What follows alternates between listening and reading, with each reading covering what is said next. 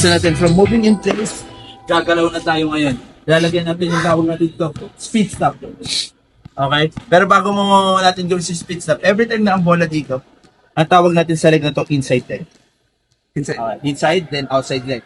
Kasi bola nandito, so inside, outside. So kapag nilipat ko naman dito, ito si inside, outside.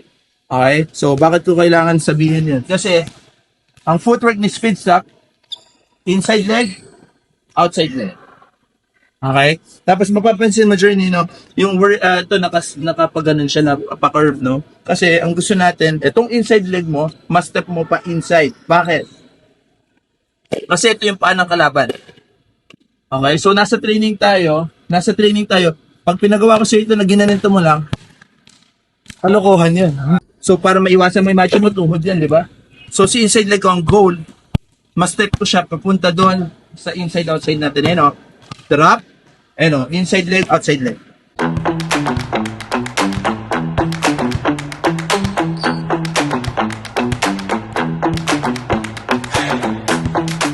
Okay? Si dribble step, siya yung step na kasabay si dribble. Si motion step, siya yung step na walang dribble. So, ano yun? Dribble step, motion step.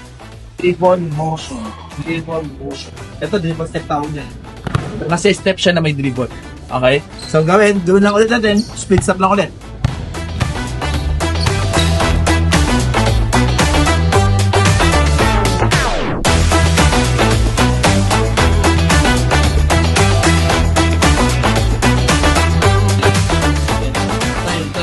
So ngayon, tawag natin na speed stop.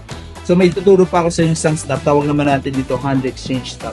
Kasi mag-hand exchange tayo, meaning yung bola lilipat sa kabilang kamay.